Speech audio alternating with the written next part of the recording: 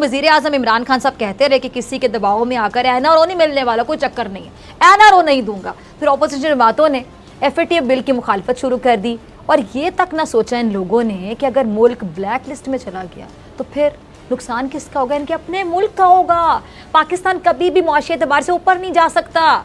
लेकिन अपोजिशन को मुल्क से क्या लेना देना, अवाम से क्या लेना, अवामी मुफाद से क्या लेना देना, कोई गर्ज ही नहीं है, कोई चक्कर ही नहीं है, अपने जाती मुफाद बस, और कुछ नहीं इनकी तरजीहात में आता। बच्चा बच्चा बात जानता है, प्रैक्टिकली उन्होंने खुद साबित किया, वो करके दिखाएं। इसीलिए नून लीग और जेयूआई ने हुकूमत के खिलाफ हर गैर आईनी इकदाम उठाया। इनकलाब जो है वो ठंडे मीठे मौसम का इंतजार कर रहा है और ये दुनिया की तारीख का पहला इनकलाब है जो मौसम के मुताबिक अपनी हिकमत अमली तय करेगा, वरना इनकलाब के रास्ते में कोई चीज रुकावट नहीं बनती। इनकलाब के रास्ते में ये पहला इनकलाब है जो ठंडे मीठे मौसम में आएगा ताकि इनकलाब को ठंड ना लगे। अच्छा, तो वैसे मेरी बात सुनिए सदीक, अगर इनकलाब ठंड से डर गया, इनकलाब मौसम से डर गया, तो अच्छा इनकलाब है फिर ये, जिसको मौसम ने डरा दिया। देखिए हमारे यहाँ शादियों का तो हमने सुना था कि ठंडे मीठे मौसम में करनी है, बिस्तरे भी ज़्यादा ना लेने पड़े, गर्मी भी ज़्यादा ना हो, ठंड भी ज़्यादा ना हो, मेहमान आए चलो भुगत जाएं, ठंडे मीठे मौसम में शादी करेंगे। ये इनकलाब पहला है पाकिस्तान की तारीख में जो ठंडे मीठे मौसम का इंतज़ार कर रहा है और ये अपने आप को मसरूफ रखने के लिए, फेस सेविंग के लिए, अपनी खिफत मिटाने के लिए और ये ताकत देने के लिए कि अभी भी जिंदा है। ये जिस इंकलाब की बात करें, ठंड की बात करें, हमारे अक्सर कहा जाता है, मर्द हजरात तो बड़ी तनकीद करते हैं खवातीन के फैशन पे, आप लोग भी शायद करते होंगे कि जी खवातीन को ठंड नहीं लगती, खवातीन तो सर्दियों में भी हाफ स्लीव बाजू पहन के बड़ा फैशन करके आ जाती है, ठंड नहीं लग रही, मर्द हजरात ने कोट वगैरह पहना होता है। तो इस इंकलाब से तो हिम्मत खवातीन में है कि वो सर्दियों की शादियां अटेंड कर लेती, इनको ठंड नहीं लगती। ये देखिए, अगर आप कमिटेड हो जिस तरह यानी खवातीन फैशन के साथ कमिटेड होती हैं। असल में देखिए, ये कभी भी आवाम को नहीं ला सके, यानी ऐसा आदमी जो परेशान है, जो महंगाई से बेरोजगारी से परेशान है, उसको ये नहीं निकाल सके क्योंकि एक तो ट्रस्ट नहीं था लोगों को और ये था कि देखिए आप पहले भी डील करके बाहर भाग गए हैं, सर्दी बहाने है ये। हाँ जी, आपके सिवाय कारकुनों के, जिनके खुद मुझे खोकर बरादरान के ही बंदे ने बताया कि जनाब वो सबसे ज्यादा लोग हम लेकर गए थे और वो जो फिर दिहाड़ी पर जिस तरह से लेकर जाते हैं लाहौर जलसों में, गुजरात जलसे में, पूरे पाकिस्तान से इकट्ठे करते रहे और उसके बाद दिहाड़ी भी फिर नहीं मिलती, बाद में वो मिलते ही नहीं उन बेचारों को पैसे, वो भी इसके लिए मारे मारे फिर फिर अगले जलसे में कम आते नहीं। तो ये तो हाल होता रहा है। तो इनकलाब और ये सब चीजें क्या, ये ऐसी ढकोसले थे, असल में अपने आप को बचाना था। वो देख लेना आज फजलुर रहमान साहब ने क्या कह दिया, उन्होंने कहा कि जी हमें तो काफ लीग ने कहा था, हमें तो चौधरी बरादरान ने कहा था कि हम इस हुकूमत को गिरा देंगे मार्च में, तो हम इस पे धरना जो है ना हमने लपेट दिया, सर वापस आ गए थे। ये तो हमारा हाल है। वो जिस तरह बच्चा नहीं होता वो हार जाए जब कहते नहीं, वो देखें जी उसने मुझे कहा था कि वो जो है ना वो अंपायर जो है मेरा साथ देगा, तो विकेट हमें मिलनी थी, वो बाद में अंपायर ही मुकर गया, हम क्या करें। वो हिसाब है कि आप तो अपने बलबूते पर कुछ नहीं कर सके, तो अब आप जनाब कभी काफ लीग पर इल्जाम लगा दे, कभी किसी पर लगा दे।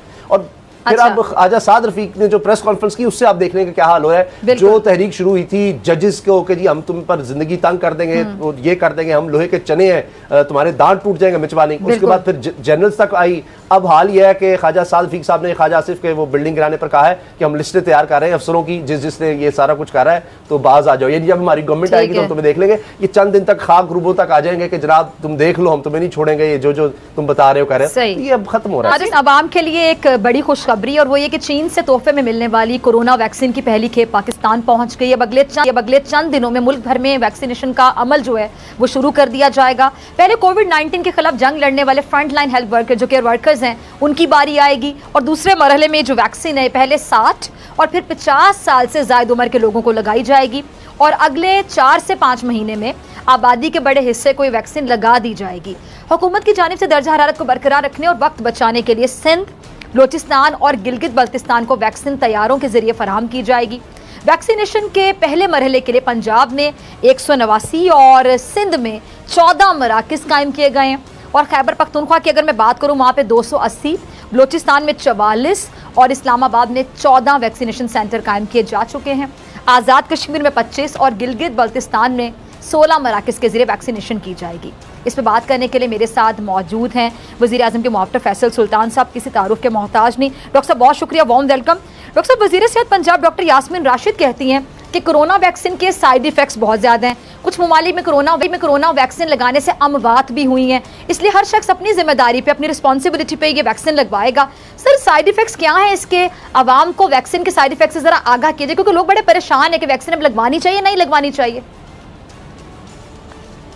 चाहिए जी, मेरे ख्याल से उनकी बात शायद वो प्रॉपरली या समझ नहीं पाया या शायद वो प्रॉपरली कम्युनिकेट नहीं हुई। तो बहुत ज़रूरी है कि हम जो इसका बचाव का एलिमेंट है उसको अपने सामने रखें और हमारे माशरे के लिए मजमूई तौर पे और हमारे लिए इनफरादी तौर पे और हमारे ख़ानदान और अपने अजीज़ व अकारिब के लिए बहुत ज़रूरी है कि हम इस बीमारी के बचाव में शामिल हों इस वैक्सीन के ज़रिए।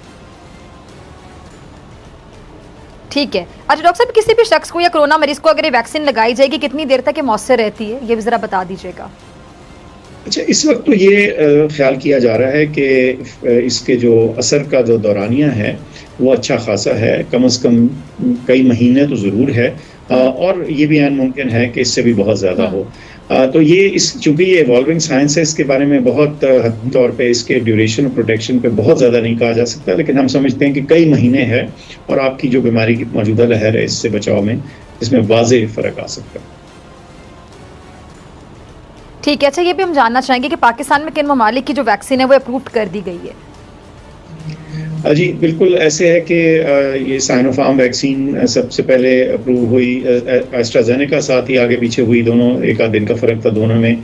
इसके अलावा एक और जो रूसी वैक्सीन है, आई थिंक वो भी अपने फाइनल मराहिल में है अप्रूवल के। तो इसके अलावा जूं दीगर वैक्सीन्स जो हैं वो सामने आती जाएंगी, जिनके जो नताइज हैं सामने आते जाएंगे तो उनको हम अप्रूव करते जाएंगे ताकि उनको हासिल करने में, उनके हुसूल में कोई रुकावट ना हो। बस शर्त यह है कि वैक्सीन सेफ़ हो, उसका डेटा ये बताता हो कि ये सेफ़ है और वो अफादियत भी रखती है। अरे डॉक्टर साहब, एक अहम सवाल जो जहन में आता है कि जिस तरह कोरोना वायरस को हम देख रहे हैं कि अपनी शक्ल तब्दील करता है, म्यूटेट करता है, म्यूटेशन होती है इसमें, तो ये जो वैक्सीन बनाई जाती है तो करंट जो उसकी शक्ल होती है उसके मुताबिक बनाई जाती है। अगर आगे जाके म्यूटेट करता है, म्यूटेशन करता है, तो उसके बाद क्या ये वैक्सीन जो है ये उसके नई शक्ल पर या जो उसकी नए चेंजेस आएंगे, तब्दीली होगी, उस पर भी हम कह सकते हैं कि इम्प्लीमेंट में हो सकती है, उस पर भी एप्लीकेबल हो सकती है, या वहाँ पर ज़ाया हो जाएगी? अभी तक तो जो एदाद शुमार सामने हैं इसकी अफादियत के हवाले से, म्यूटेंट्स के सामने जो स्ट्रेन्स हैं, वेरिएंट्स हैं, उसके अभी प्रोटेक्शन चल रही है। ऐसी कोई चीज़ नहीं कि प्रोटेक्शन जो है वो कम हो गई। थोड़ी बहुत तो तब्दीली लोगों ने देखी कम से कम एक आध वैक्सीन से, लेकिन अभी हम कॉन्फिडेंस के साथ कह सकते हैं कि जितने इस वक्त स्ट्रेन्स हैं उनके खिलाफ जो तमाम मौजूदा वैक्सीन हैं वो अपना असर रखेंगी। क्या फ्यूचर में इसमें कोई चेंज आ सकता है? ये मुमकिन है, लेकिन आमतौर पर जब वैक्सीन बनाई जाती हैं तो जो जरासीम का, ये बड़ी साइंटिफिक तौर पे थोड़ी सी गहराई वाली बात है लेकिन मेंशन कर देता हूँ कि उसका जो बड़ा कंजर्व्ड पोर्शन होता है, मीनिंग कि वो हिस्सा जरासीम का जो बहुत ज़्यादा तब्दील नहीं होता, आमतौर पे वैक्सीन उसके खिलाफ डिज़ाइन की जाती है। लेकिन बहरहाल ये एक दौड़ वैक्सीन और वायरस के दरमियान रहती है और जिस पे नज़र रखने की ज़रूरत है। एक बादशाह ने ऐलान किया कि जो शख्स झूठ बोलते हुए पकड़ा गया उसको 5 दिनार जुर्माना होगा। अब लोग एक दूसरे के सामने भी डरने लगे कि अगर झूठ बोलते हुए पकड़े गए तो जुर्माना न हो जाए। उधर बादशाह और वजीर भेस बदलकर शहर में घूमने लगे। जब थक गए तो आराम करने की गर्ज से एक ताजिर के पास ठहरे। उसने दोनों को चाय पिलाई। बादशाह ने ताजिर से पूछा, तुम्हारी उम्र कितनी है? ताजिर ने कहा कि 20 साल। तुम्हारे पास दौलत कितनी है? ताजिर ने जवाब दिया 70,000 दिनार। फिर बादशाह ने पूछा, तुम्हारे बच्चे कितने हैं? ताजिर ने जवाब दिया कि सिर्फ एक बच्चा। अब वापस जब आए बादशाह तो आकर उन्होंने सरकारी दफ्तर में ताजिर के कवाइफ और जायदाद की पड़ताल की तो उसके बयान से मुख्तलिफ निकली। बादशाह ने ताजिर को दरबार में तलब किया और वही 3 सवालात दोहराए। ताजिर ने वही जवाब दिए। बादशाह ने वजीर से कहा कि इस पर 15 दिनार जुर्माना आयद कर दो और सरकारी खजाने में जमा करा दो, क्योंकि इसने 3 झूठ बोले हैं। सरकारी कागजात में इसकी उम्र 35 साल है। इसके पास 70,000 दिनार से ज्यादा रकम है और इसके 5 लड़के हैं।